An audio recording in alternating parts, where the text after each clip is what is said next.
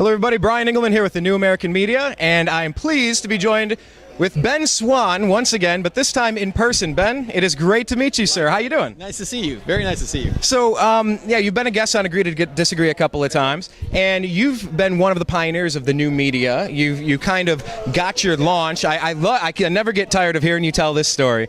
You had 5 minutes alone with the president, and very few people will ever have 5 minutes with the president. And, I mean, did you ask him about his favorite food or what's on his iPod? No. Can you tell the people what you did with your time real quick to kind of launch your new career? Because to me, that was a turning point, a hard pivot as you went a different direction. I think what it demonstrated to people was that there are some journalists out there in the mainstream who were really trying to pursue truth, right? And truth has become such a almost overused term now, right? But I think people saw it, and essentially you get 5 minutes with the president. We have 5 minutes, and I asked him 4 questions, which I was very fortunate to be able to get 4 questions in 5 minutes, especially with those guys. They really tend to filibuster. It's hard to do that. But the first question I asked him was about the NDAA. Second question about the constitutionality of a kill list. The third question was about why the U.S. was funding Al-Qaeda in Syria, and the fourth question was about why he was saying the U.S. was going to pull troops out of Afghanistan, but had just signed an agreement to keep them for 10 more years.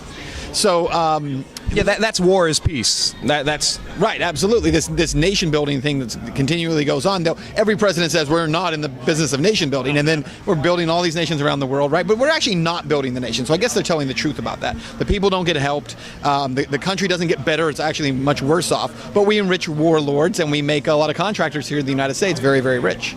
Now, you talked about Syria and you talked about funding Al-Qaeda. Can you talk about the latest revelations? Because I know you've been covering this a lot. Because you were at the forefront, or at least Cincinnati was at the epicenter. That's where you're working in Fox when the IRS scandal broke. Oh, the phony scandal. I'm sorry. The thing that didn't really happen. No, nothing to see here. Talk about how you've seen that story grow, because it's really starting to pile on for the administration at this point, and you've kind of been following it the whole time. The IRS story?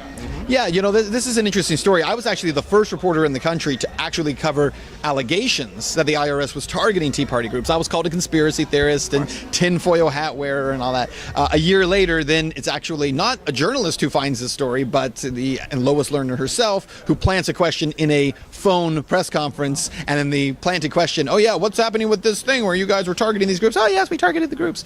And so it was a very strange thing. And the reason I bring it up is it's important for people to remember that no American journalist broke that story in the mainstream media. Now, we broke it a year before, but the actual revelation of it as it came out, that when they admitted guilt, didn't come at the hands of a journalist. It was actually the administration outing themselves because they knew the report was coming. So it was kind of a fascinating thing. And it's a story that continues to develop. But look, at the end of the day, here's the thing that doesn't change. Nobody goes to jail. IRS workers haven't gone to jail. Lois Lerner, you know, maybe she'll go to jail, but do we really think she's going to? I think it would be very tough for anyone in Congress right now to actually put that woman behind bars. Well, she's been held in contempt now, and so it's going to get wagging. I did not have sexual relations with that woman, finger and thumb. Yes. So then Lois Lerner's in contempt. So what do we do? Hey, Eric Holder, you're the DOJ. Come on. But wait, we've held you in contempt before too. Right. Who will police the police? That's right. Well, and they actually, Congress has the power without the DOJ to actually put her behind bars. They can actually have her arrested by, I think it's a sergeant of arms or something, who can actually arrest her, and they can put her into a jail for a year, up to a year is where she can be held. So are they going to do that? No, they're not going to do it. And the reason I don't think they'll do it is because there is a huge risk when you actually step out and say, we are going to enforce the laws that are supposed to protect the people. And when you do that, you have to do it across the board. Republicans have to do it to Republicans, Democrats have to do it to Democrats. It can't just be Republicans will do it to Democrats and Democrats will do it to Republicans. And so I think there's a dangerous precedent there, and nobody really wants to go down that road. So they'll wag their fingers and they'll talk about scandal, scandal, scandal. And meanwhile, you know, the people who have done this either retire early and get their pension or get a finger wagging. Now, I wanted to go with like the roundabout way to start with IRS and get back to, like you said, funding Al-Qaeda, because that's another story with Benghazi that is popping as well. And there are two just parallel tracks of just avalanches heading toward this White House right now. And it's something you've been covering for a while too, and especially all the intricacies of Syria and Libya and all the... Can you just kind of catch us up to speed on what you've been covering for the past year and a half on this? Because, you know, if you watch MSNBC exclusively or CBS, you don't even know what the heck we're talking about other than we're crazy. Benghazi. Can you break it down? Even if you watch Fox exclusively and you would think you have a good handle on Benghazi, you actually don't have a good handle on Benghazi, because what people forget again is this term blowback, which Fox would never use, right? They would never talk about this idea. Well, that's a Ron Paul thing. Right, exactly. Oh, they're Mitt Romney people. We got to get, and Jeb Bush people. Let's get it straight. That's right. So when you talk about, for instance, what happened in Benghazi, well, what happened in Benghazi, Libya, was the result of blowback of the U.S. funding Al-Qaeda and helping them to overthrow the Gaddafi regime, right? The same thing we want to do in Syria, the same thing we're still trying to do in Syria, the same thing that John McCain is going around saying that he is okay with giving the shoulder RPGs? Not RPGs. They're the ones that can take down planes, but it's a shoulder, surface-to-air missile. Yeah, he wants to be able to give those to the rebels, even if it gets into the hands of Al-Qaeda. It's worth it, he says, in order to be able to get Gaddafi out of power. Now, how insane is that? We spent over 12 years now, thousands of American lives, hundreds of thousands of lives around the globe fighting this war on terror, and now you want to give a shoulder-fired missile to, maybe it goes to Al-Qaeda, but it's worth it in order to overthrow Gaddafi. Hey, let's roll the dice. To Assad. So it's so crazy, yeah. But again, it all comes back to this. Trey Gowdy, who's a congressman from South Carolina, is now in charge of a hearing to really go after and investigate Benghazi. And actually, I think he's a good guy to do it. He's a former federal prosecutor. I like what I see so far. He's a good guy. I mean, people I know who are in South Carolina who are covering stuff for us out there say, Trey Gowdy is not a big partisan guy. Like, he'll actually go after the truth here. The problem is, I'm not sure anybody necessarily wants the truth. And because media has created such a left-right paradigm, there are certain segments of the population, no matter what you find, are not going to believe it. And that's because they just don't trust it. And for good reason, because we haven't given them very good reasons to trust. Yeah, we've been lied to so many times. It's just commonplace. And that's kind of brings me to this event here. Free and Equal, the United We Stand Festival. You're talking about the left-right paradigm. Talk about the voting system in general, because you were on the program, I think, when right around the time Ron Paul was screwed out of delegates down in Tampa Bay. And talk about the importance of maybe disconnecting from the Republican Party, the Democrat Party, and voting on issues in principle, because I know it's something that's dear to your heart as well. Absolutely. Well, and I know it's not even for me so much about disconnecting from the parties as it is stop being a sheep and just believing whatever the parties tell you. There are people who are in the Republican Party right now through the Republican Liberty Caucus who are working really hard right now to flip that party, to change it, to win it over to ideas of liberty. And I applaud them. I think that's great, because there is a structure there that, rather than just throwing up your hands and saying, well, I have nothing to do with the party, they're fighting inside. And there are other people who don't think that's a good idea, right? And well, I guess maybe what I was saying is lose the tunnel vision. Okay, maybe that's a better way, because I get what you're saying. Yeah, absolutely, because right now there are people who say, well, whatever Republicans do is good, whatever Democrats do is bad, and vice versa, right? And we know that's not true. I mean, at the end of the day, it's exactly the same policies at the top of those parties, and it's crushing and killing the American people. And I think what we need to do is really focus on the cause of all this, right? So we talk about symptoms. We talk about things like the Federal Reserve Bank. We talk about things like funding, these huge illegal wars around the world. We talk about fiat currencies. So many different things that we talk about in the liberty movement that are really just symptoms of the problem, and they're not the actual problem. And I believe the actual problem is what I would call American fascism.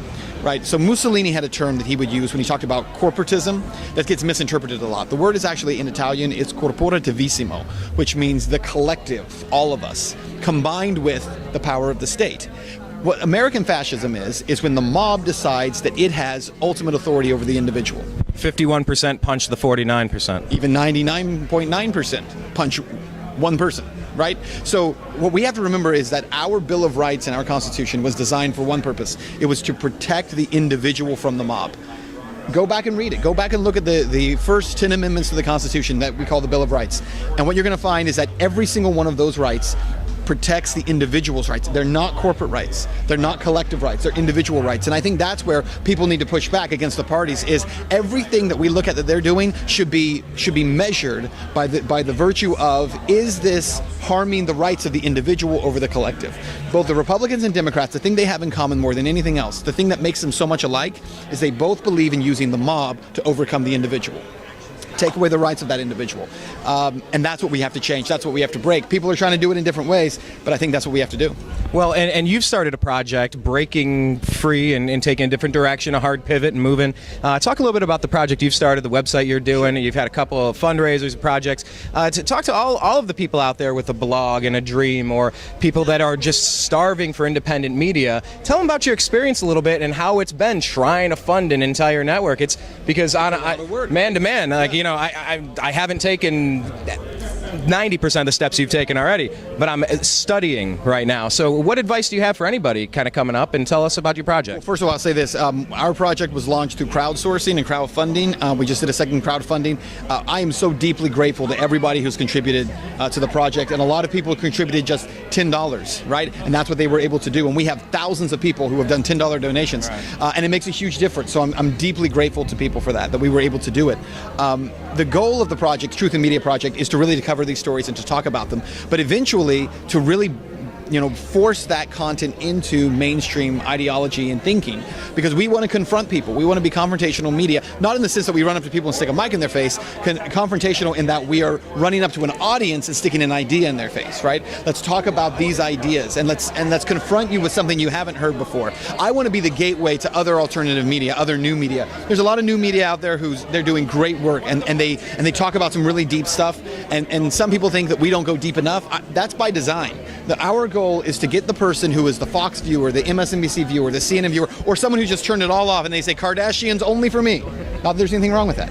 So, those people, we see them and we say, I want to be the gateway for you to be able to come into the ideas of liberty. So maybe in a way the Truth in Media Project perhaps is your 100 level crash course log on all the important stories as you're finding them, to get you the basics, to at least get you in to do your advanced studies? I think that's the goal. The goal is we're not, if you go to benswann.com, you're going to see a lot of stories that deal with politics, but most of them deal with what we were just talking about, collectivism, attacking collectivism, pointing out the hypocrisy of a lot of these positions, trying to help people to see the angle of the story that most media is not letting them see.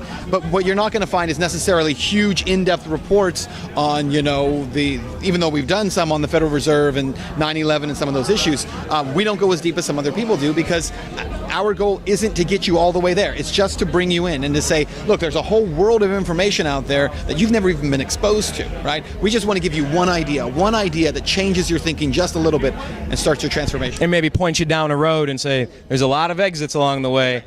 Take a look around. We don't want to be the new media, right? We don't want to be the only ones who are out there doing this or trying to create we're the new media empire and everyone should go through us. No, not at all. There's so many people out there who are so much smarter than I am and have so much better information out there than I do. So I want to get you to them, right? But I know there's a lot of people who would see those folks and say, that's not legit, that's not real, can't possibly be.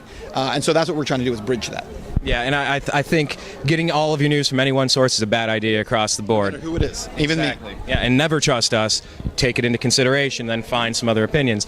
So finally then, Ben, what brought you out to the Free and Equal Festival today here in Los Angeles? Where are you headquartered now? I think last I heard, Cincinnati. You were in Chicago filming? Well, we're all over the place in terms of our project. We have a studio in Chicago that we shoot at.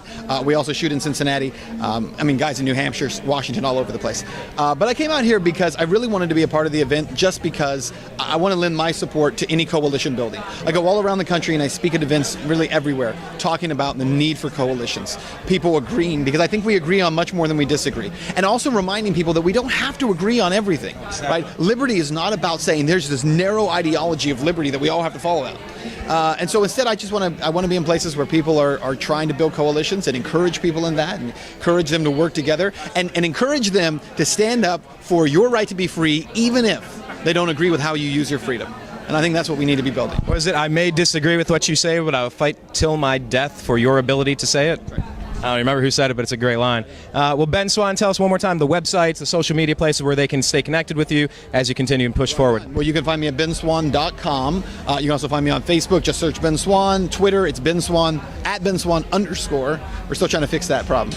And so you can find me there. But excellent. Yeah. Ben, it is nice to meet you in person, sir. To be continued, and we'll bring you back on Agree to Disagree sometime soon. Sounds good. Thanks a lot, man. Thank you.